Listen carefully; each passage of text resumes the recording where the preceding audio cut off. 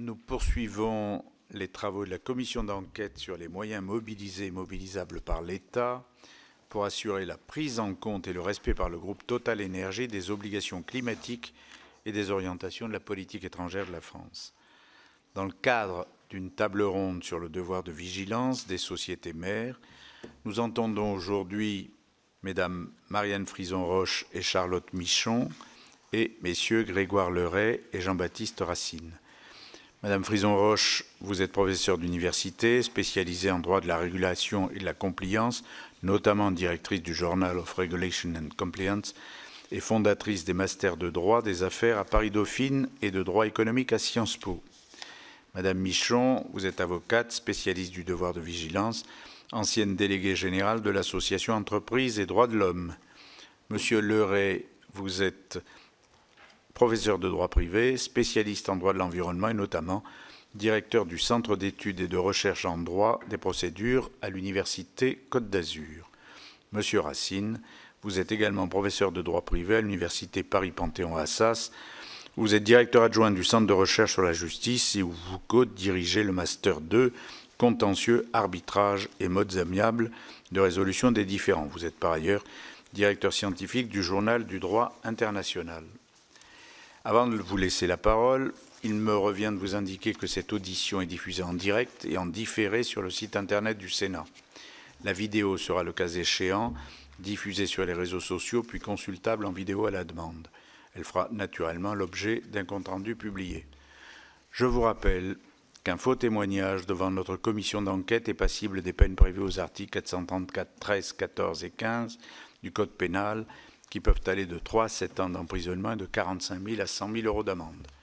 Mesdames et messieurs, je vous invite maintenant, successivement, à prêter serment de dire toute la vérité, rien que la vérité, en levant la main droite et en disant « je le jure ». Madame.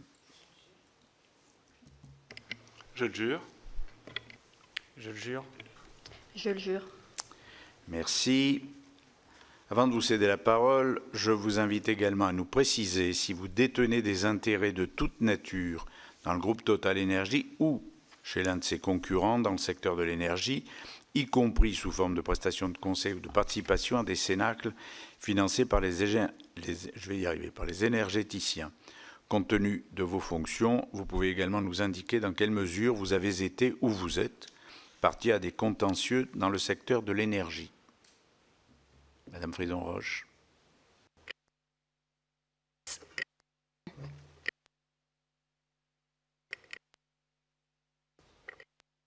Aussi, je voudrais simplement indiquer qu'en tant que directrice du Journal of Regulation and Compliance, nous avons un partenariat avec Enedis, qui est un partenariat scientifique, mais qui donne lieu à une rémunération de 10 000 euros par an. Je tiens simplement à préciser que j'ai été auditionné comme amicus curiae dans l'affaire Les Amis de la Terre contre Total Énergie, qui a donné lieu au jugement du 28 février 2023 du tribunal judiciaire de Paris. Ce fut également mon cas, et ça n'a donné lieu à aucune rémunération, comme Jean-Baptiste. De ma part non plus. Dans l'affaire évoquée par Madame Frison-Roche et Monsieur Racine, j'ai rédigé une consultation juridique pour les requérants, pour laquelle j'ai perçu une rémunération. D'accord. Madame Michon. Oui, moi j'accompagne des clients du secteur de l'énergie dans le cadre de mon activité de conseil, donc de cabinet d'avocat, sur le devoir de vigilance. Et j'ai travaillé pour EDF de 2008 à 2011 dans le cadre d'une convention CIFRE. Très bien. Je vous invite. Non, je ne vous invite pas. Je sais que vous vous êtes réunis et que vous avez d'ores et déjà préparé cette audition d'aujourd'hui. Je crois avoir compris que vous vous étiez répartis, si je puis dire, les tâches pour évidemment que nous n'entendions pas à plusieurs reprises les prises de parole. Donc, si j'ai bien compris, en gros, à vous quatre, vous allez faire entre 30 et 35 minutes avec un ordre logique que vous avez défini. Madame Michon sur les pratiques des entreprises en premier, puis Monsieur Jean-Baptiste Racine sur les contrats internationaux, l'extraterritorialité et la transterritorialité, puis Monsieur Grégoire Leray sur les demandes adressées au juge, et enfin Madame Marianne Frison-Roche sur l'office du juge. Nous sommes d'accord? Mais écoutez, si vous le voulez bien, nous allons vous écouter dans cet ordre-là. Et si on pouvait rester à peu près, hein, on n'est pas à 2 minutes, mais à peu près entre 30 et 35 minutes à vous quatre, ce serait parfait. Je vous en prie. Merci beaucoup, Monsieur le Président. Donc effectivement, je vais vous présenter un peu les retours d'expérience des entreprises françaises dans la mise en œuvre de la loi française sur le devoir de vigilance de 2017. Donc déjà, peut-être pour préciser sur la partie prévention, et mes collègues, Madame et Monsieur les professeurs, préciseront la partie recours juridique et responsabilité. Donc ce qu'il est attendu par cette loi, c'est une nouvelle obligation juridique et qui demande aux plus grandes entreprises françaises d'établir, de mettre en œuvre et de publier ce qu'on appelle le plan de vigilance. Le plan de vigilance étant une démarche d'identification et de priorisation et de gestion, évidemment, des risques d'avoir des impacts négatifs sur les droits humains et l'environnement, des impacts qui seraient causés par les activités de l'entreprise elle-même, mais aussi celles de ses filiales directes et indirectes, donc en France et à l'étranger, et celles de certaines de ses relations commerciales, à savoir les sous-traitants et les fournisseurs avec lesquels est entretenue une relation commerciale établie. Donc c'est vraiment une nouvelle responsabilité qui interroge la responsabilité de l'entreprise en tant que société mère et entreprise donneuse d'ordre. Et ça a évidemment des conséquences sur la mise en place pratique. Alors concernant les retours d'expérience de cette loi et l'application par les entreprises, ce que nous voyons, c'est que la loi a eu un effet positif de faire avancer les démarches liées aux droits humains et à l'environnement dans les entreprises. On parle de grandes entreprises, elles avaient déjà des démarches liées à l'environnement, à la santé, sécurité, aux droits humains. Pour autant, cette loi a permis de professionnaliser, si je peux dire, ces démarches et de systématiser un certain nombre de processus. Première chose, c'est qu'il y a de plus en plus, du fait de la loi, acteurs mobilisés en interne. On a bien sûr les enjeux, les propriétaires des enjeux, donc les ressources humaines par exemple pour les droits humains, la RSE, l'environnement, les acheteurs qui encore une fois étaient déjà mobilisés sur ces enjeux puisqu'il y avait des démarches, mais on a vu arriver les autres acteurs plus liés à la conformité et aujourd'hui ce qu'on voit en termes d'organisation dans les entreprises, ce sont les responsables conformité éthique qui pilotent la coordination du devoir de vigilance. On a eu aussi d'autres acteurs du fait de la réglementation, les juristes qui ont commencé à s'occuper de ces sujets et aussi du fait que l'entreprise doit regarder les pratiques et contrôler les pratiques, notamment de ses filiales. On a aussi eu les personnes de l'audit et de contrôle interne. Et donc évidemment, plus il y a de personnes sensibilisées et mobilisées sur ces enjeux, plus les pratiques peuvent s'améliorer dans les entreprises. Et donc on voit dans les entreprises les plus matures une gouvernance du devoir de vigilance s'installer avec par exemple des comités interdirectionnels qui rassemblent l'ensemble de ces acteurs et qui ont à la charge de formaliser, suivre le plan et en rendre compte à l'externe, puisque comme je vous l'ai dit, il y a une obligation de publication. Le deuxième effet de la loi, c'est la systématisation de l'identification de ces risques. Il y avait des démarches, mais ce n'étaient pas des démarches déjà qui avaient une approche par les risques, et encore une fois, les risques d'avoir des impacts négatifs sur les droits humains et l'environnement. Donc ça a permis de systématiser, d'intégrer, de formaliser ces exercices d'identification et de gestion des risques à travers notamment la cartographie des risques qui est demandée par la loi française sur le devoir de vigilance et qui est la première étape et qui vise à identifier les différentes activités, les différentes relations commerciales sur tout le périmètre de l'entreprise où elle a potentiellement des risques d'avoir des impacts négatifs sur les droits humains et l'environnement et la santé-sécurité. Donc ça a été un exercice assez conséquent pour les entreprises, qui demande une mobilisation des ressources internes, de ressources externes, qui demande à l'entreprise de définir des méthodologies, et aujourd'hui, méthodologies opposables évidemment, et aujourd'hui, par rapport à la loi française sur le devoir de vigilance, nous n'avons pas d'autorité de suivi, nous n'avons pas de guide, nous n'avons pas de recommandations qui permettent d'accompagner les entreprises sur ces sujets. Et donc, chaque entreprise a dû s'approprier l'exercice. Et évidemment, du fait de cette cartographie des risques, on a vu aussi que, et je reviens à mon idée de professionnalisation des sujets, qu'aujourd'hui, les enjeux liés au devoir de vigilance, les droits humains, l'environnement, sont beaucoup plus intégrés dans les systèmes, par exemple, d'évaluation des tiers, dans les systèmes, les comités pré-investissement des entreprises, c'est-à-dire que les entreprises vont identifier les risques liés avant de prendre la décision pour prendre la décision en connaissance de cause, et mettre en place les actions qui vont bien. Et sur la partie relations commerciales, on voit aussi qu'il y a eu des outils développés sur l'ensemble de la relation commerciale, donc des due diligence par exemple, des évaluations des fournisseurs avant d'entrer dans la relation, des clauses avec les contrats et Monsieur Racine en parlera tout à l'heure, et aussi des audits pour aller voir évidemment les pratiques et s'assurer que les engagements qui ont été pris via les clauses de respect des droits humains sont bien assurés par les fournisseurs. Donc plutôt quelque chose qui a permis d'avancer les pratiques. Maintenant, si on prend les enjeux qui restent liés à l'application de cette loi française sur le devoir de vigilance, déjà, c'est qu'il y a quand même une diversité assez grande et de maturité dans les démarches de vigilance. Quand on regarde les plans de vigilance publiés, c'est la matérialisation finalement de ce qui est fait en interne, on voit vraiment des décalages très importants entre les entreprises sur la manière dont elles publient, ce qu'elles publient, et aussi sur le fond des démarches et le périmètre de la démarche et tous les moyens mis en place par pour l'effectivité de ces démarches. La grande question aussi aujourd'hui, c'est qu'en l'absence, encore une fois, de guides, de recommandations, on va parler des contentieux, je ne vais pas y revenir, mais on n'a pas d'informations vraiment sur le contour exact de l'obligation de vigilance, quelles doivent être les pratiques pour une démarche de vigilance effective, donc sur le terrain de prévention des risques droits humains et environnementaux. Et les entreprises aujourd'hui s'approprient, si je puis dire, le sujet chacune à leur manière. Et donc, cela pose des questions aussi en termes de sécurité juridique pour les entreprises, de savoir jusqu'où elles doivent aller, ce qu'elles doivent faire et quelles sont les pratiques qui pourraient être considérées comme effectives.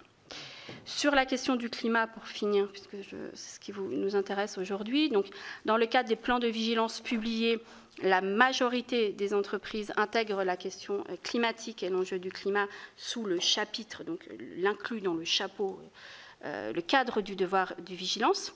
Donc c'est par référence au plan de transition, c'est par référence à leur stratégie climatique qu'elles ont développée par ailleurs, souvent par renvoi à ce qui est développé, parce qu'elles ont évidemment, ça s'inscrit dans la déclaration de performance extra-financière, il y en a qui ont des cahiers climat, donc c'est souvent par envoi.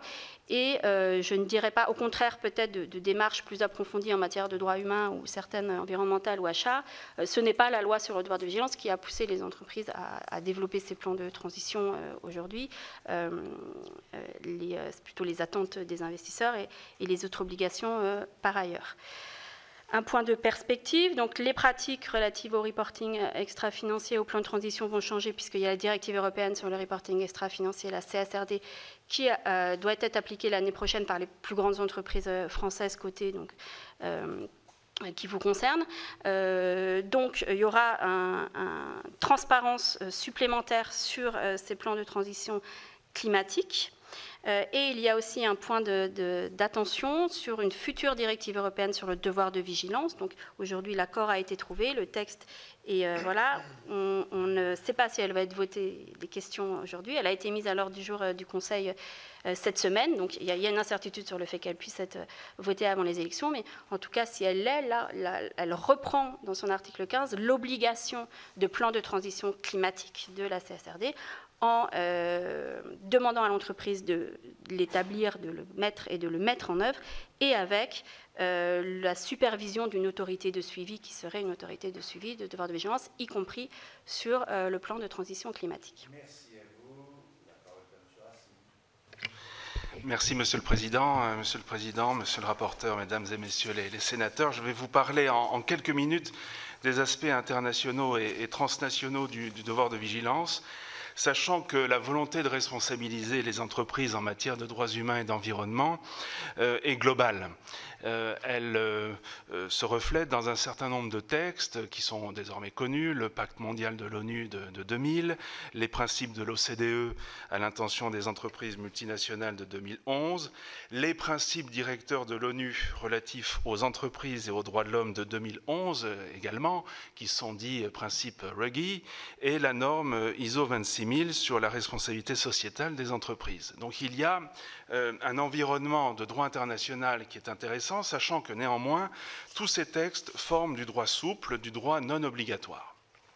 Alors la loi française sur le devoir de vigilance du 27 mars 2017 a créé de véritables obligations légales. C'est du droit contraignant. Et le devoir de vigilance oblige les entreprises assujetties à détecter et à prévenir les risques que créent leurs activités dans 3 domaines: les droits humains et les libertés fondamentales, la santé et la sécurité des personnes. Il ne faut pas oublier ce deuxième item parce que c'est par rapport à l'effondrement du Rana Plaza que la loi a été votée et c'est un problème de sécurité des personnes. Troisième sujet de préoccupation, l'environnement. J'ajoute que la loi climat du 22 août 2021 a ajouté la lutte contre la déforestation. Alors, ici, la loi française, elle est intéressante parce qu'elle a créé une véritable dynamique. La France a été le premier pays, au moins en Europe et même dans le monde, à créer des obligations légales, mais cela a créé une dynamique. Par exemple, l'Allemagne, le 16 juillet 2021, a adopté une loi régissant les devoirs de diligence des entreprises dans les chaînes d'approvisionnement. Et il y a d'autres exemples dans d'autres États européens. Et il y a actuellement une proposition de directive européenne sur le devoir de vigilance. Et si le droit français est appelé à évoluer, c'est bien entendu en contemplation de cette directive. Si elle est adoptée, il faudra que la France la transpose, sachant que si cette directive est adoptée, il s'agira d'une directive d'harmonisation minimale, ce qui veut dire que la France aurait la possibilité d'aller plus loin que le texte même de la directive, si bien sûr il y a une volonté politique dans ce sens. Alors, dans les aspects internationaux transnationaux, la première question est de savoir quel est le champ d'application dans l'espace du devoir de vigilance, c'est-à-dire à quelles entreprises, spatialement, le devoir de vigilance s'impose et s'applique. La loi ne le dit pas expressément, mais le Conseil constitutionnel, dans sa décision relative à la loi, a dit, et c'était implicite, que le devoir de vigilance s'adresse aux sociétés dépassant un certain seuil qui ont leur siège social en France. Alors néanmoins, si la loi française devait évoluer, il serait possible de prévoir une application à la fois territoriale, mais également extraterritoriale pour les sociétés dont le siège est à l'étranger, mais qui réalisent une part d'activité significative en France. Et c'est le sens de la proposition de directive qui a un champ d'application extraterritorial et qui s'appliquerait donc aux entreprises dont le siège est en dehors de l'Union européenne, mais qui réalisent un chiffre d'affaires important sur le territoire de l'Union européenne. Deuxième point, la loi sur le devoir de vigilance n'a que peu d'intérêt dans un contexte purement interne. C'est dans un contexte transnational que la loi a vocation à déployer ses effets. En effet, les valeurs défendues par le devoir de vigilance sont à la fois les valeurs auxquelles la France est attachée, bien sûr, mais ce sont également des valeurs universelles. Et la référence aux droits humains inclut naturellement les droits qui sont internationalement reconnus et protégés, notamment par des conventions internationales. Le problème s'agissant des droits humains est que leur liste est quasi infinie. Et on pourrait même dire que les droits humains, c'est le droit, tout court. Quels sont les droits humains qui sont concernés par le devoir de vigilance ? La première réponse serait de se tourner vers les entreprises au titre de la cartographie des risques. C'est-à-dire que l'entreprise identifie les risques qu'elle crée au regard de certains droits humains. Toutes les entreprises ne sont pas exposées aux mêmes droits humains et aux mêmes risques d'atteinte. Par exemple, l'interdiction du travail des enfants ne concerne pas tous les secteurs. La deuxième réponse serait de donner une liste des droits humains couverts. Comme dans la proposition de directive, il y a une annexe qui liste les conventions internationales, les droits humains qui sont concernés, et c'est au service de la sécurité juridique. C'est-à-dire que les entreprises sauraient quels sont les droits humains qui seraient dans le référentiel. Alors, il y a un petit problème néanmoins, parce que si la France a ratifié la plupart des conventions internationales en matière de droits humains, pour des raisons que l'on peut expliquer facilement, elle ne l'a néanmoins pas fait pour toutes. Par exemple, la convention OIT numéro 169 relatif aux peuples indigènes et tribaux de 1989 n'a pas été ratifié par la France, ce qui veut dire que lorsqu'on invoque le droit des peuples autochtones devant un tribunal français au titre du devoir de vigilance, la convention de l'OIT ici n'est pas formellement applicable parce que la France n'a pas ratifié. Alors l'autre problème, c'est la définition de l'environnement au sens du devoir de vigilance. Qu'est-ce que l'environnement au sens de la loi du 27 mars 2017 ? Alors la question pourrait paraître spécieuse et la réponse évidente, mais à vrai dire, la question qui se pose est de savoir si l'environnement inclut le climat, avec les problématiques de changement climatique. Alors bien sûr, il me semble, et je ne suis pas le seul à le penser, que la réponse est positive. Environnement et climat sont extrêmement liés, bien entendu, mais je pense que pour des raisons de clarté, il faudrait le dire explicitement pour évacuer les débats parasites d'éventuelles entreprises qui diraient c'est l'environnement, mais ce n'est pas le climat. Donc une autre piste d'amélioration du cadre législatif pourrait être d'ajouter expressément l'impact sur le climat des activités de l'entreprise dans le périmètre du devoir de vigilance. Et on voit que le champ d'application du devoir de vigilance est vertigineux parce que c'est le monde entier. C'est le monde entier. C'est à la fois de la transnationalité et de la transterritorialité. Alors je m'explique. Concrètement, les entreprises qui sont assujetties ont une activité globalisée, c'est-à-dire qu'elles interviennent dans des pays, dans tous les pays du monde, et certains pays qui ont un droit sinon défaillant, du moins souvent ineffectif. C'est un droit qui fonctionne, mais qui fonctionne sur le papier, généralement. Et pour éviter que les entreprises profitent d'une forme de dumping normatif, le devoir de vigilance les oblige à prendre les mesures appropriées à la place des États dans lesquels elles opèrent. Et donc, il y a un relais de la normativité publique par de la normativité privée. Et justement, par normativité privée, j'en viens aux contrats et aux clauses qui sont stipulées. Parce que le devoir de vigilance, concrètement, est mis en œuvre, notamment par des contrats. Et des contrats de droit privé, si on appréhende la chaîne de valeur globale, eh bien c'est une chaîne qui intègre de multiples acteurs, des fournisseurs, des sous-traitants de sous-traitants, avec de la sous-traitance en cascade. Et pour s'assurer du respect du devoir de vigilance, eh bien, il y a des clauses qui sont intégrées dans ces contrats et qui obligent contractuellement le co-contractant à des obligations en termes de droits humains, d'environnement, de sécurité, etc. Ce sont des clauses de durabilité, des clauses RSE, etc., etc. Donc, ce sont des contrats de droit privé qui répercutent sur la chaîne des obligations en termes de droits humains et de respect de l'environnement. Et on voit ici que c'est donc le droit privé, le contrat, et ces contrats sont le plus souvent internationaux, qui permet une mise en œuvre concrète du devoir de vigilance avec une cascade contractuelle, car les clauses sont répliquées de contrat au contrat tout au long de la chaîne. Alors, c'est effectif, oui, mais j'en terminerai par là.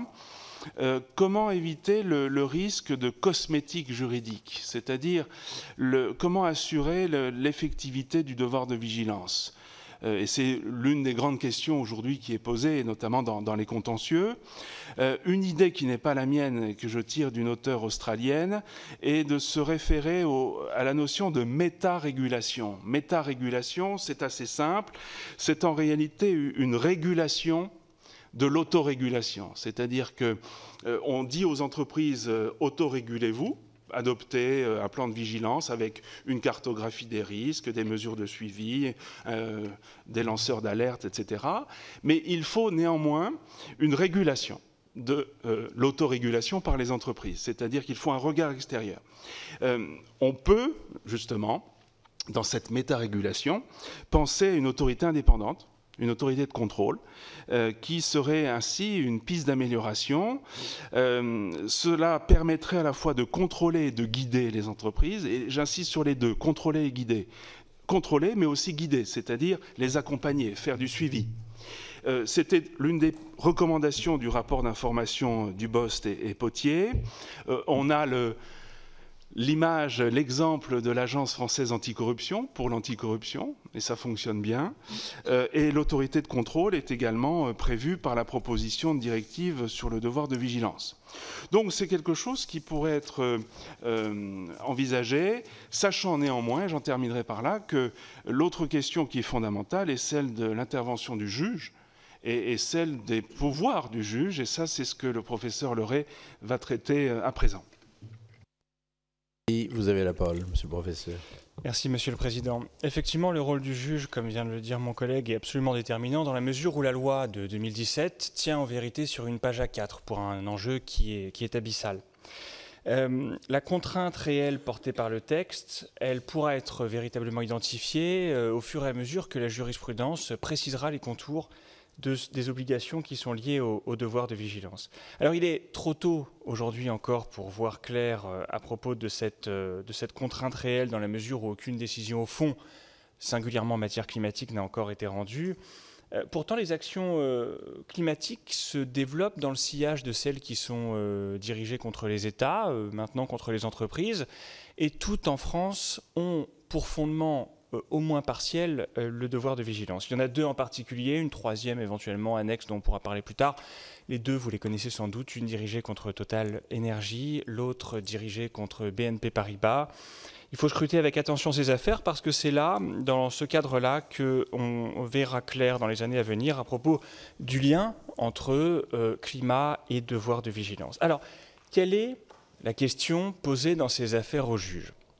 Eh bien, pour comprendre cette question, il faut d'abord apporter une précision préalable liée à l'intensité des obligations imposées par le devoir de vigilance. La loi ne précise pas cette intensité, et donc il faut déduire de la rédaction, des travaux parlementaires, l'intensité attachée à ces obligations. Voilà comment elle peut être synthétisée. Il y a d'abord des obligations de résultat, la société mère, débitrice des obligations liées au devoir de vigilance, doit, cela a été dit tout à l'heure, mettre en place un plan de vigilance, le publier, assurer le caractère effectif du déploiement de ce plan de vigilance. Deuxième intensité, il y a en plus de cette obligation de résultat, une obligation de moyens dans la protection des intérêts évoqués tout à l'heure, couverts par le plan de vigilance. La société mère n'est pas responsable si survient une atteinte aux droits humains, à l'environnement, à tous les intérêts que nous avons déjà évoqués, si elle parvient à démontrer que toutes les mesures propres à anticiper ces atteintes ont été mises en œuvre de manière effective dans le plan de vigilance. Alors revenons à la question que j'évoquais tout à l'heure. Quelle est la question posée au juge dans les contentieux sur le devoir de vigilance en matière climatique ? Eh bien, les requérants exige des orientations de décarbonation ambitieuses au nom de la loi sur le devoir de vigilance et d'autres textes dont nous parlerons peut-être. D'abord, cela se fait en trois temps dans leurs écritures qui sont, la plupart des documents relatifs à ces instances sont, dans la mesure de ce qui est envisageable, rendus publics. D'abord, les requérants établissent, et cela a été démontré à plusieurs reprises devant votre commission, le consensus scientifique fondé sur les positions de l'AIE, du GIEC, d'autres autorités internationales et nationales qui attestent de l'urgence climatique et la démonstration est souvent orientée vers l'existence d'un budget carbone qui nous est alloué, qu'il nous revient de ne pas dépasser sous peine d'être tout à fait en incapacité de respecter les objectifs de l'accord de Paris. Deuxième temps, après la présentation de ce consensus scientifique, les requérants tirent un constat, celui qu'une obligation de vigilance climatique s'impose aux entreprises du fait de l'existence de ce consensus scientifique en matière climatique. Et enfin, des mesures concrètes, à propos desquelles il sera peut-être temps de revenir tout à l'heure, sont détaillées. Il y a, pour schématiser ces perspectives concrètes, deux orientations complémentaires. La première vise à faire de ces contentieux des contentieux de trajectoire, comme c'est le cas à propos des contentieux dirigés contre les États. Il est demandé aux entreprises de se doter de perspectives de décarbonation, de plans de décarbonation suffisamment ambitieux, qu'il reviendra éventuellement au juge de vérifier tous les 2-3 ans pour s'assurer que la trajectoire annoncée est bien suivie par l'entreprise concernée. Deuxième perspective de mesures concrètes imposées, exigées, espérées par les requérants dans ces contentieux, ce sont des mesures d'injonction de la part du juge qui visent à faire cesser le développement de nouveaux projets extractifs. Dans la mesure où il existe un budget carbone à respecter, Et puisque l'extraction du charbon, du pétrole, du gaz par les infrastructures existantes conduirait d'ores et déjà à atteindre les limites et à dépasser ce budget, les requérants demandent au juge, avec assez peu d'espoir, nous le dirons peut-être ensemble tout à l'heure, d'interdire l'ouverture de tout nouveau site à la prospection et la prospection de projets futurs. Le problème est qu'aujourd'hui, après plus de 6 ans d'application du texte, nous n'avons, en la matière, je le disais, pas de décision au fond, et cela s'explique par des blocages procéduraux dont je vais vous dire un mot très rapide. Le premier, c'est au stade de la mise en demeure. Vous savez, dans le texte de la loi de 2017, il est imposé qu'avant toute action devant le juge, les requérants, toute personne en l'occurrence, hein, cela est exprimé ainsi dans le texte, mettent en demeure la société de respecter ses engagements relatifs au devoir de vigilance et passer un délai légal de 3 mois en l'occurrence, menace de poursuite judiciaire l'entreprise concernée.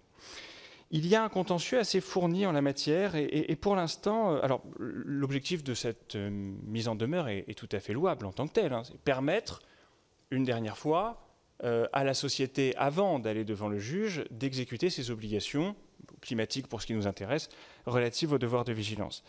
La difficulté, c'est que dans ces jugements, on est au stade de jugement en la matière, dans ces jugements, le plus souvent, on a vu se dégager une position qui est assez délicate, puisque certains, à ma connaissance, 3 jugements en l'occurrence, en matière de devoir de vigilance, imposent, pas seulement en matière climatique, mais en matière de devoir de vigilance en général, impose une nouvelle mise en demeure pour chaque plan de vigilance. Dans la mesure où les plans de vigilance sont mis à jour tous les ans, cela condamne l'action initiale à la caducité. Je vous donne un exemple. Une société, en 2021, met en demeure une association met en demeure une entreprise de se conformer à ses obligations climatiques. À propos de son plan de vigilance 2021, compte tenu du délai judiciaire, l'affaire ne sera pas traitée au fond dans l'année couverte par la mise en demeure et le plan de vigilance concerné. Et donc il faudra, peut-être, l'année d'après, une nouvelle mise en demeure pour parvenir à avoir un traitement au fond de cette affaire. Et compte tenu, encore une fois, des délais d'instruction de ces affaires, des délais de traitement, il y a là, finalement, une hypothèse de serpent qui se mord la queue et d'impossibilité de traitement au fond de ces affaires. L'autre difficulté qui aujourd'hui est sans doute en grande partie résolue, c'est celle de l'identification du juge compétent. Cela a retardé sans doute le traitement au fond des affaires puisqu'il a fallu attendre 2022 pour identifier que le tribunal judiciaire de Paris était compétent en la matière. Auparavant, le prétoire était agité par une question, c'était celle d'identifier si le juge compétent était le tribunal de commerce ou si le juge compétent était le tribunal judiciaire. En l'occurrence, la question ne se pose plus aujourd'hui et de ce point aussi qui n'est pas anecdotique, nous pourrons éventuellement rediscuter. En tout état de cause, nous en reparlerons dans le cadre du document qui nous est demandé de vous remettre avant la fin du mois. Merci. Eh bien, Madame Frison-Roche.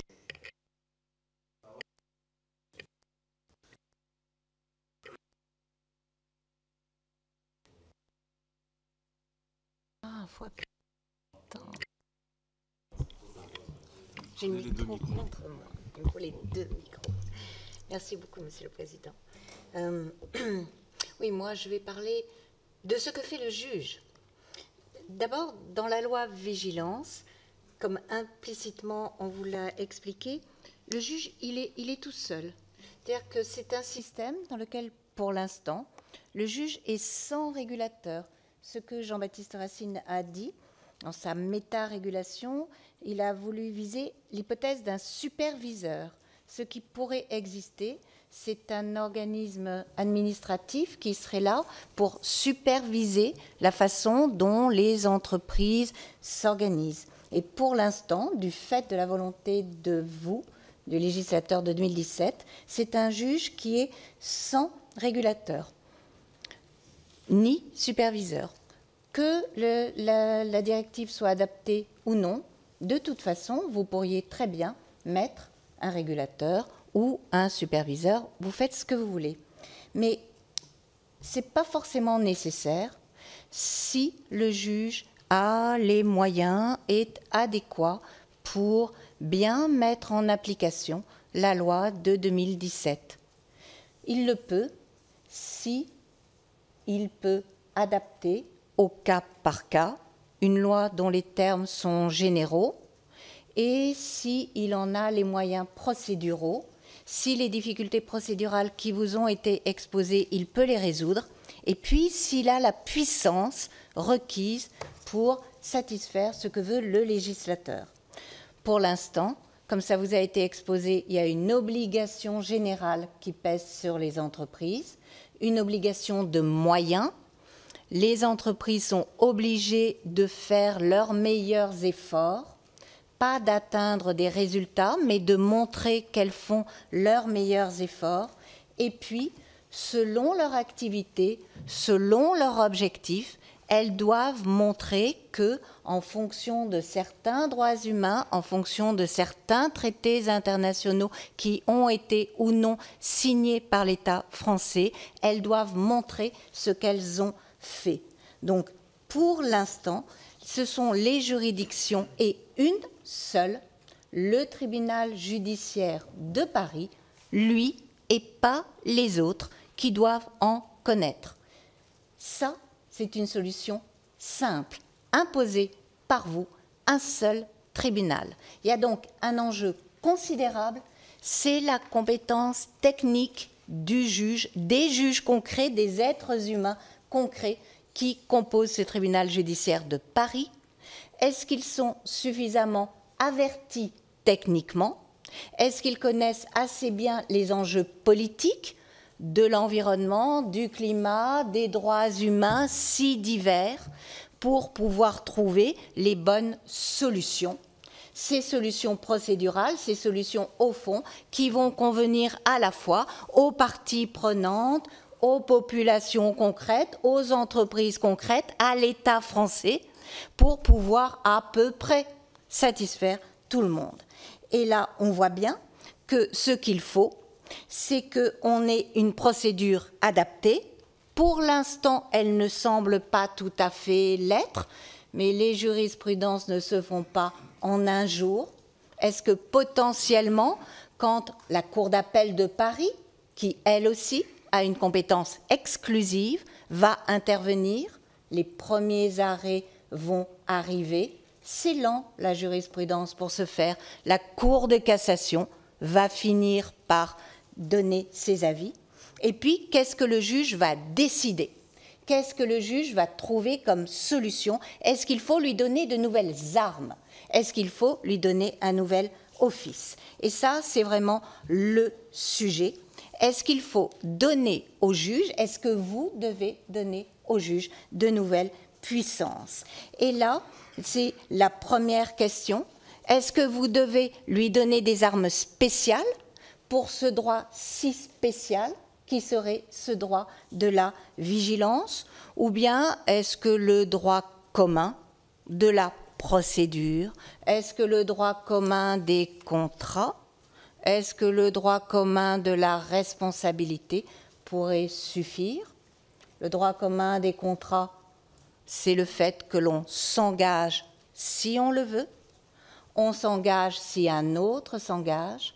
Le droit commun de la responsabilité, c'est que l'on doit être responsable si on a commis un mandement ou bien si on a commis une faute. Est-ce qu'on doit mettre des règles spéciales? Et le juge, que peut faire le juge? Là, on a aussi quelques informations. Dans le peu de procès qu'on a, et heureusement qu'on a des procès, heureusement qu'on a des parties prenantes, qu'on a des ONG qui saisissent le juge, qu'on a des syndicats qui saisissent le juge, parce que ainsi le juge peut intervenir. Et heureusement qu'on a des entreprises en défense qui arrivent. Le conflit n'est pas nécessairement mauvais. La culture française n'aime pas forcément beaucoup le juge, ne veut pas beaucoup un juge qui intervient, mais grâce à cela, grâce au débat contradictoire, il y a peut-être dans les prétoires une capacité pour les parties prenantes, les syndicats ou les ONG, et d'autre part les entreprises, un moyen de se parler. Et dans les affaires que nous connaissons, la première chose qu'a fait le juge, c'est de dire, est-ce qu'il ne pourrait pas y avoir une médiation? Est-ce qu'il ne pourrait pas y avoir un dialogue? Est-ce que ces difficultés du plan de vigilance qui sont apparues, est-ce que ce n'est pas faute d'un dialogue? Est-ce que dans la loi de 2017, ce qui est demandé, c'est que ce plan de vigilance dont l'entreprise est l'auteur, le plan de vigilance, il est établi par l'entreprise, mais une entreprise qui doit le faire en concertation avec les personnes concernées, c'est-à-dire dans un dialogue. Est-ce que, c'est ce qu'a dit le juge expressément, est-ce que, à propos de la mise en demeure, est-ce que ce dialogue-là, dans le procès, il ne faut pas le favoriser? Nous sommes actuellement dans une politique de l'amiable. Est-ce que précisément, dans le cas de la vigilance, il ne faut pas le plus possible le favoriser?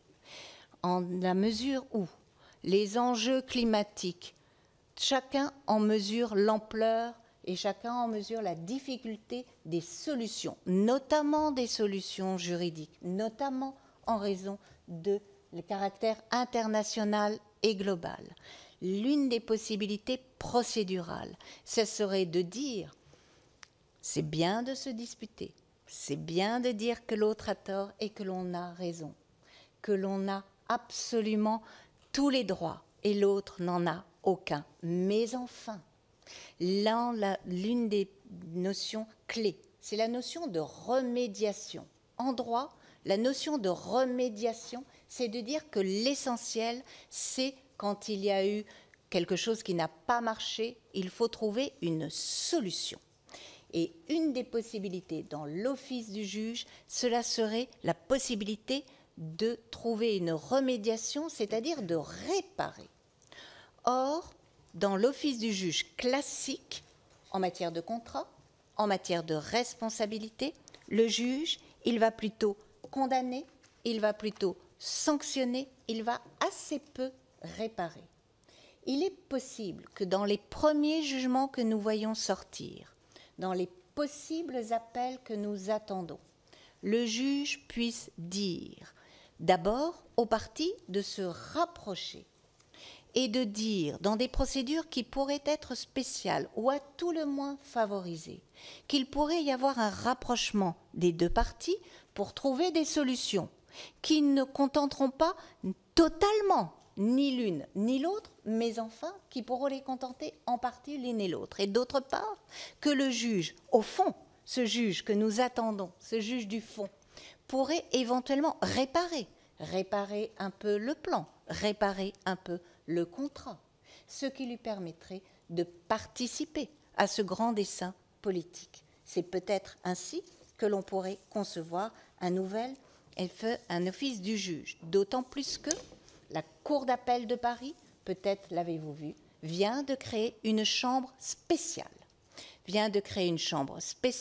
Dans le pôle économique qui s'appelle les contentieux émergents et le devoir de vigilance qui a été rapproché de la CSRD, c'est-à-dire tout ce qui va naître de l'information extra-financière et qui va être composé de magistrats qui vont être spécialement formés pour comprendre techniquement la dimension systémique de tout ce qui concerne le devoir de vigilance. Cette dimension globale, cette dimension climatique, cette dimension énergétique, que l'on n'inculque pas tellement aux magistrats judiciaires. La Cour d'appel de Paris est en train de mettre en place des formations particulières, un conseil de justice économique comprenant les autorités de régulation, puisque vous évoquiez la dimension de régulation. Et peut-être c'est ainsi que par des pratiques, la pratique de la Cour d'appel de Paris, avec les concertations avec d'autres juridictions, il y aurait une possibilité, avec éventuellement un aide du législateur, pour avoir un juge plus adéquat avec toutes les ambitions de la vigilance. Merci à chacun. Je rappelle à mes collègues, mais également à nos intervenants, que naturellement, nous n'avons pas le droit de rentrer dans le détail des contentieux en cours. Soyons bien clairs de ce côté-là. Chacun ses pouvoirs et ses compétences. Deuxième élément, alors moi j'allais presque dire une question globale. J'entends bien vos 4 interventions qui finalement demandent au juge de faire le job. Monsieur le juge, oui ou non, est-ce que c'est applicable, pas applicable, dans quelles conditions? Mais est-ce que c'est pas peut-être d'abord le travail du législateur? Parce que j'entends bien ce que vous dites, mais est-ce que la directive européenne sera votée? Je n'en sais rien. Personne n'en sait rien d'ailleurs.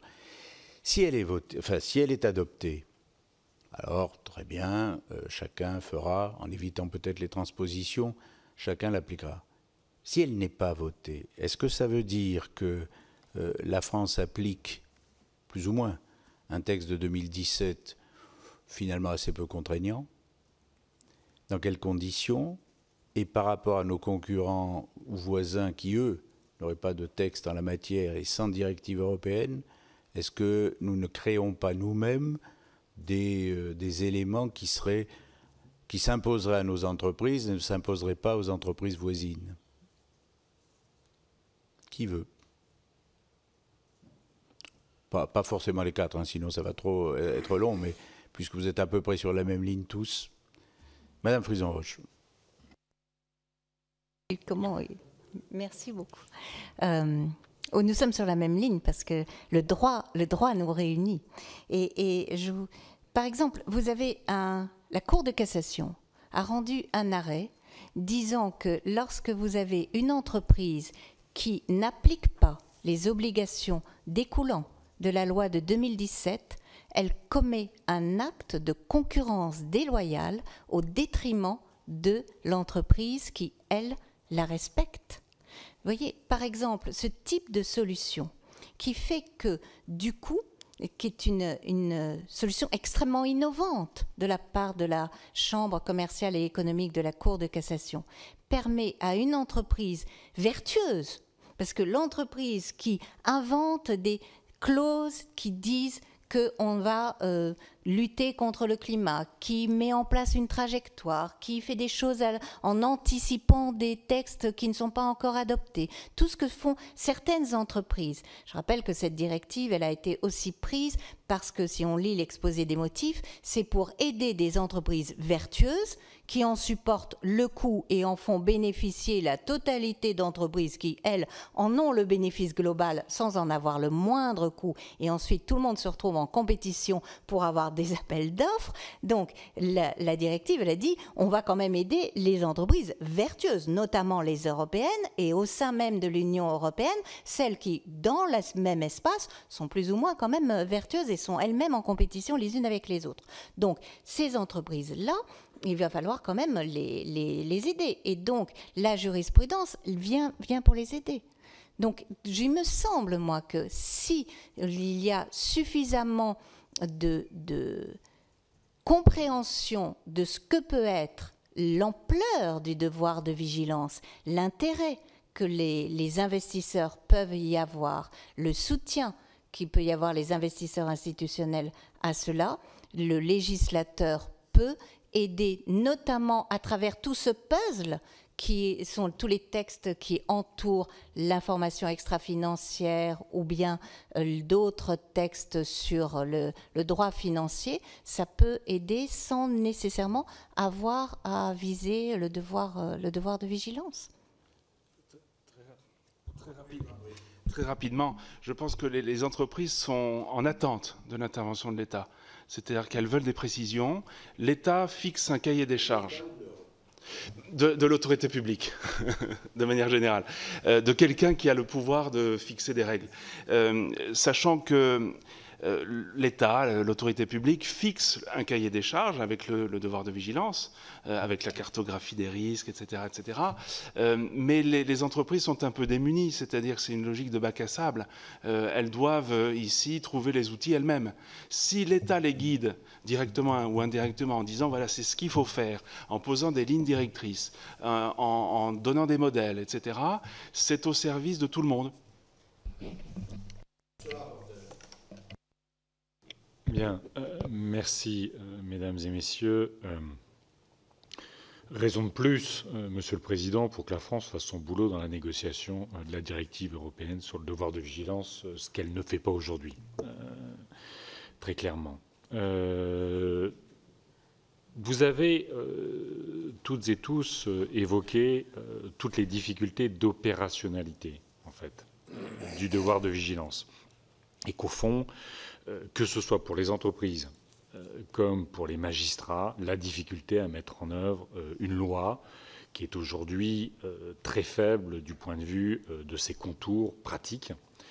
Et d'une certaine façon, vous nous avez renvoyé la responsabilité de préciser les contours et le cadre pour une mise en œuvre plus forte. Parce que la difficulté qu'on a, c'est qu'on voit bien, à la fois quand on fait des auditions d'experts du climat et de l'énergie, ils nous disent que la trajectoire de Total pour réduire ses émissions de gaz à effet de serre ne correspond pas à la nécessité de l'accord de Paris et n'est pas sincère d'une certaine façon.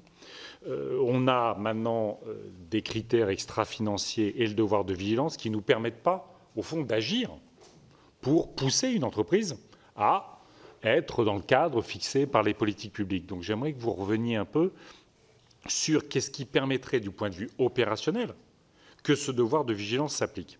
Vous avez mentionné une autorité administrative, une autorité qui rassemblerait l'ensemble des plans de vigilance pour s'assurer qu'ils soient conformes à un cadre qu'il nous revient de préciser. Vous n'avez pas mentionné la charge de la preuve. J'étais il y a quelques semaines encore au Parlement européen sur la question du travail forcé.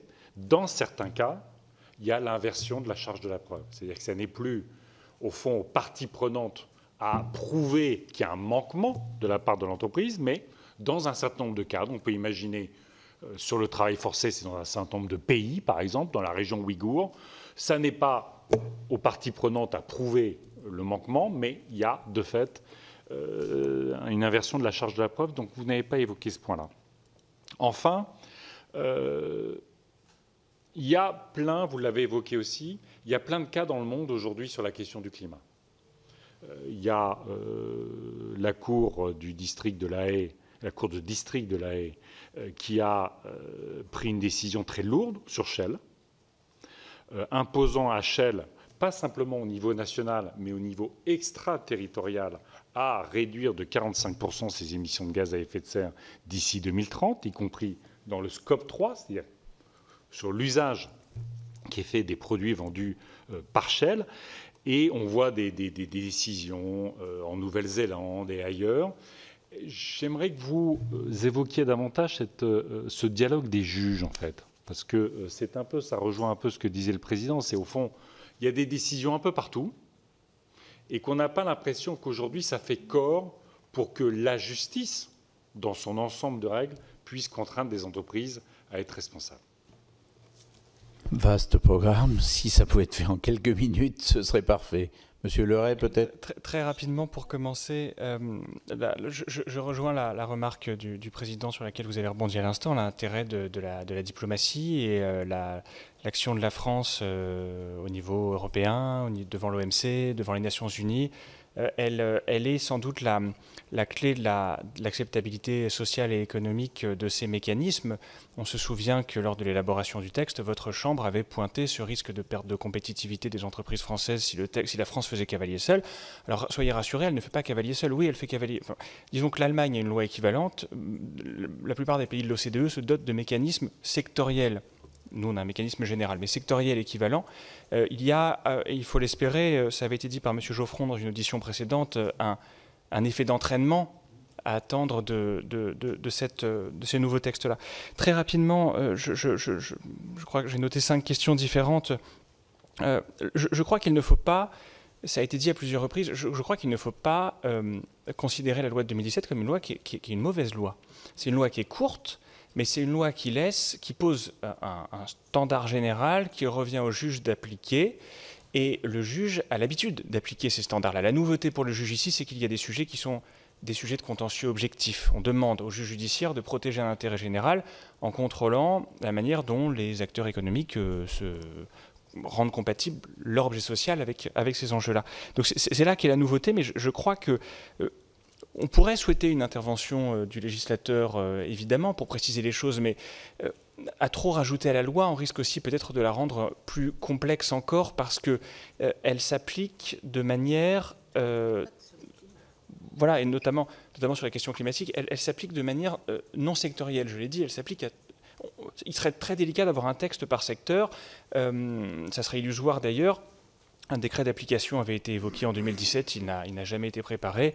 Donc effectivement, le juge n'a que la loi de 2017 à laquelle se raccrocher au niveau français. Mais ça a été dit par le professeur Racine tout à l'heure, il y a des textes internationaux qui permettent tout de même d'identifier quel est le standard, de donner des pistes de standards attendus de comportement en matière de protection des droits humains, de protection de l'environnement, de lutte contre le changement climatique, etc. Et puis votre dernière question, elle est évidemment passionnante. Oui, le dialogue des juges existe. Il passe par des réflexions académiques, des réflexions propres aussi à la mise en place de cercles de réflexion de juges dédiés à ces sujets-là. Vous avez évoqué l'affaire Shell. Effectivement, en France, on trouve très souvent un fondement complémentaire aux actions qui sont fondées sur le devoir de vigilance, c'est la responsabilité civile. L'affaire Shell a été rendue dans un État qui a un code civil qui ressemble beaucoup au nôtre, notamment en matière de responsabilité civile. Beaucoup de requérants sont persuadés qu'une décision équivalente pourrait avoir lieu en France. Alors, il y a évidemment des questions d'articulation entre la responsabilité civile du code civil et le sujet du devoir de vigilance. Reste qu'une bonne partie des observateurs sont persuadés que les outils juridiques existent en France comme dans les pays de droit continental, de tradition civiliste, pour avoir des décisions équivalentes. Ce que je crois nous partageons tous, c'est l'espoir que le juge qui sait parfois, très souvent d'ailleurs par le passé, qui sait s'en doter, fasse preuve d'audace en la matière. Non que ce propos soit teinté de militantisme, qu'il le soit simplement parce qu'il est conduit par l'espoir de voir le texte donner lieu à des décisions au fond, qui pour l'instant nous ont échappé, à part une décision pour laquelle le texte en fait n'a peut-être pas été pensé, mais en tout cas qui n'a rien à voir avec le climat. Oui, alors en quelques mots, parce que si... En quelques mots, pour ma part, je trouve que la loi de 2017, elle est très bien, du fait qu'elle est générale, parce que du fait de son ampleur, enfin, les meilleurs textes, je parle sous votre contrôle, c'est des textes très généraux et ensuite le juge peut adapter au cas par cas. C'est comme ça que des textes peuvent durer pendant des décennies et ne pas toujours être tricotés et retricotés et détricotés et toujours refaits. Et on voit bien que c'est comme ça que c'est en train de se passer. Sur la question de la charge de preuve, qui est une chose absolument essentielle, je rappelle quand même qu'on ne peut quand même pas faire des présomptions de culpabilité. C'est extrêmement dangereux que le Conseil constitutionnel, dans sa décision sur la loi vigilance, a infirmé, enfin a invalidé des dispositions qui avaient été jusque-là. Il ne faut surtout pas dire qu'il y aurait des présomptions de manquement. Il ne faut pas faire ça. On peut dire que l'entreprise doit démontrer ses meilleurs efforts, l'obliger à cela, mais on ne peut pas la présumer comme ayant fait des manquements. Enfin, les dialogues des juges, ils sont en permanence, et le fait que la Cour d'appel de Paris ait mis cette chambre en face de sa chambre internationale m'en paraît un indice très fort. Oui, outre le renversement de la charge de la preuve, l'autre piste, mais qui est une vieille piste, c'est une responsabilité du fait d'autrui.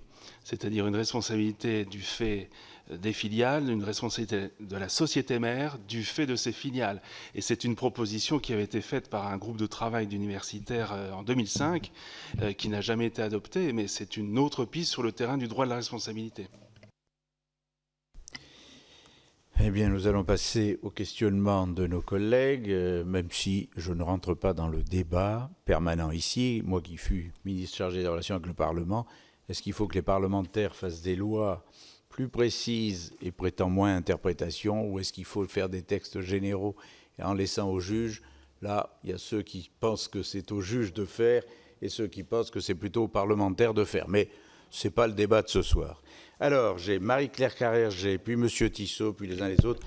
Alors, pardon de vous dire, vous ne pourrez peut-être pas, dans les temps qui nous sont impartis, répondre les 4. Hein. Donc, chacun prend la question qui lui va, à moins que les intervenants, ou plutôt nos collègues, précisent sur qui porte la question. Tous. Non, vous avez évoqué des mécanismes, enfin des lois d'autres pays qui sont très sectorielles.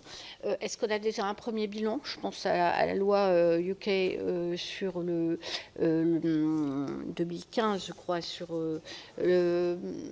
l'esclavage. Et dans le même sens, une loi américaine de 2016 qui interdisait l'importation aussi de biens susceptibles d'être fabriqués via esclavage humain ou travail forcé.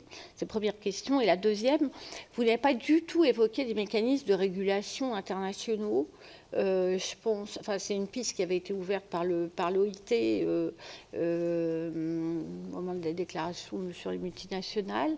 Et puis, il y en a qui existent à l'OCDE, les points de contact nationaux, et qui ont précisément un triple champ, enfin, qui couvrent déjà les droits humains, l'environnement, etc. Et est-ce que c'est pas une piste aussi d'approfondir les mécanismes, puisque les réglementations internationales, les réglementations les mieux établies dans ce domaine, c'est international. Est-ce qu'il n'y a pas à progresser dans cette voie avec des instruments internationaux largement partagés et qui sont accompagnés de mécanismes de remédiation ou de médiation, de rapprochement des points de vue, etc. Merci. Peut-être sur le deuxième point, sur les aspects internationaux, c'est vrai que les points de contact nationaux, c'est en application des principes de l'OCDE. Ça marche plutôt bien, c'est une procédure alors de médiation au sens très très large, hein, c'est une discussion. Les points de contact nationaux n'ont pas du tout de pouvoir coercitif. Et il y a des évolutions, et il y a des points positifs, il y a des accords qui sont trouvés, et il y a des solutions concrètes mises en œuvre, et c'est tout à fait intéressant. L'autre piste, c'est le projet de traité à l'ONU, hein, le projet de traité contraignant sur entreprises et droits de l'homme, qui est actuellement en discussion, mais qui fait l'objet d'énormes résistances, notamment des pays développés et notamment des pays européens. Donc si jamais un texte devait être adopté, il n'est pas sûr qu'il soit ratifié massivement. Donc c'est pour ça qu'au niveau international, on a toujours privilégié le droit souple, c'est-à-dire le droit non contraignant, qui est plus consensuel qu'un droit contraignant qui n'est pas ratifié. Mais la France n'est pas isolée. Et là, on peut s'enorgueillir du fait que la France a été pionnière, même si la loi pourrait être éventuellement améliorée. La France a été pionnière et a lancé une dynamique. Enfin, un point positif. Pardon, sur les autres lois, donc on commence à avoir un retour d'expérience sur la loi allemande qui a été adoptée l'année dernière, avec une autorité de suivi, et c'est ce qui fait fondamentalement la différence avec la loi française, qui a fait des guides. La loi allemande est elle-même plus précise, plus longue, etc., mais elle dit la même chose, qui a fait des guides et qui interroge directement les entreprises via des questionnaires et qui s'auto-saisit même dans le cas d'enquête et qui peut être saisi par des ONG. Et moi, ce que je vois dans les entreprises, c'est que ça a beaucoup plus fait bouger les choses pour les filiales allemandes, donc du coup, puisque là, ça reste sur le périmètre allemand, en termes de recherche d'opposabilité, en termes de pratique, etc., que la loi française, et ça rejoint votre côté de comment rendre plus opérationnel. Moi, je pense qu'il faut un autre regard que les seuls juges, et ce n'est pas tellement les juges qui, évidemment, sont aptes à juger, c'est le fait qu'aujourd'hui, les contentieux, il y a à peu près 13 contentieux sur le devoir de vigilance qui sont portés par des ONG pour à peu près 250 entreprises soumises. Et je ne dis pas que les 250 entreprises devraient être devant des contentieux, mais il y a quand même un manque d'harmonisation et de regard porté sur les démarches de prévention de plans de vigilance, indépendamment de tout dommage, indépendamment de toute question, qui pourrait être assurée par une autorité de suivi. Il voudrait dire que vous seriez plutôt favorable au fait de préciser la loi de 2017 de manière parlementaire. Voilà, sur le contrôle d'une autorité de suivi. Sur le contenu de la loi. Ça nous va bien, j'ai pense. Merci, Monsieur le Président. Mesdames, Messieurs, merci pour vos éclairages. J'ai plusieurs interrogations. Tout d'abord, sur la directive européenne pour le devoir de vigilance, dont les négociations sont malheureusement, on le sait, bloquées au niveau européen. Plusieurs juristes ont publié une tribune dans Le Monde, et je les cite. Ils ont appelé à voter cette directive, et je les cite en disant que cette directive ne créerait pas de nouvelles obligations inconnues des entreprises ou des nouveaux concepts. Partagez-vous ce constat ? Est-ce que cette directive est avant tout une harmonisation, et vous en avez un peu parlé, professeur, des dispositions nationales au niveau européen, ou alors apporterait-elle un nouveau volet plus normatif? Et puis, on le voit à travers nos échanges aussi, les deux véritables enjeux du devoir de vigilance sont, me semble-t-il, la transparence des données pour mieux contrôler, et bien sûr, la contrainte qui devrait être imposée par ce devoir. Et sur le premier point, pensez-vous que les géants des énergies fossiles, comme Total Energy qui nous occupe, sont suffisamment transparents pour pouvoir être encadrés par ce devoir de vigilance? Et sur le deuxième point, comment pouvons-nous rendre réellement contraignant le devoir de vigilance au niveau international? Quels peuvent être les intérêts à mettre en place ce devoir de vigilance pour les États qui souhaitent avant tout se développer économiquement? Je pense qu'il y a une des questions où il y a déjà eu une réponse, mais bon. Allons-y, Madame Frison-Roche, puis Monsieur Racine. Mais c'est simplement sur la directive. Je pense qu'effectivement, la directive ne va pas du tout révolutionner le droit français, et que le droit français, précisément, a été à la fois très innovant et très mature. Et nous en sommes désormais à la prévente, en quelque sorte, de la loi, à savoir l'attente d'une jurisprudence, et que cela suffira. Cela suffirait. Sur la directive, c'est quand même très important. Ça permet d'égaliser les conditions de la concurrence entre toutes les entreprises européennes. Et puis ensuite, si on prend le modèle du règlement général sur la protection des données personnelles, qui est aussi un règlement européen, ça s'est imposé comme norme mondiale. C'est-à-dire c'est un modèle de norme qui a été copié, pas dans le monde entier, mais par de nombreux États. Donc si on a une directive européenne, ça peut être aussi un modèle. L'Europe, l'Union européenne, porte un modèle qui reconfigure le rôle de l'entreprise. Et c'est un modèle qui est adressé au monde entier. Donc, outre les dispositions techniques sur lesquelles on peut discuter, il y a une dimension symbolique très forte.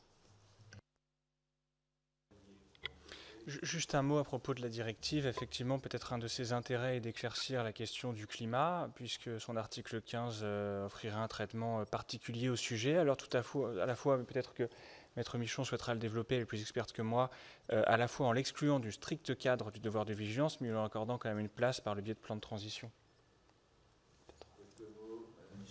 Oui, tout à fait. Donc, il y a l'article 15 qui prévoit que l'obligation pour les entreprises, et qui reprend les exigences de la CSRD, directive extra-financière, donc qui oblige les entreprises soumises à la future directive européenne du devoir de vigilance de faire des plans de transition et de les mettre en œuvre de manière effective, avec, et sur l'ensemble des scopes 1, 2 et 3, puisque c'est des discussions que vous avez eues, avec la supervision, encore une fois, de l'autorité de suivi. Et formellement, c'est vrai que c'est exclu du devoir de vigilance générale, où l'on retrouve la responsabilité civile et alors le rôle du juge. Et donc, c'est considérer que s'il y a une obligation pour les entreprises de mettre en place des transitions climatiques, le contrôle sera plutôt efficace par une autorité de suivi, et avec des obligations qui ont été renforcées dans le dernier texte sur vraiment le fait que les entreprises doivent s'assurer d'une mise en œuvre effective.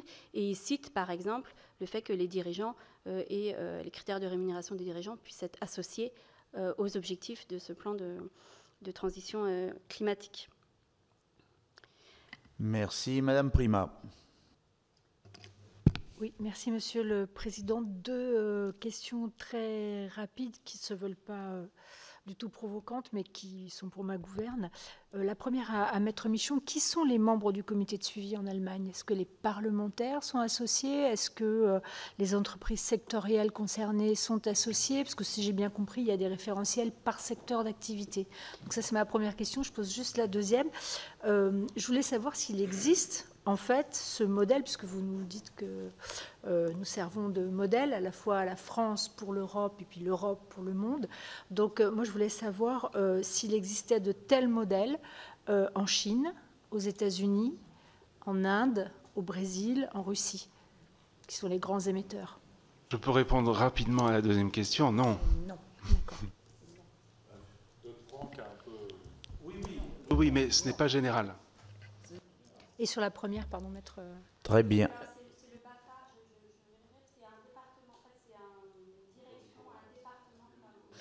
Un département qui dépend du ministère des Affaires économiques. Alors l'équivalent allemand, je vous renverrai. Mais donc c'est même pas une autorité indépendante. Hein, c'est un département qui dépend d'un ministère du gouvernement. Et donc ils sont composés de entre 60 et 70 personnes. Mais c'est vraiment des fonctionnaires. Voilà. Y a-t-il d'autres questions? Je n'en vois point.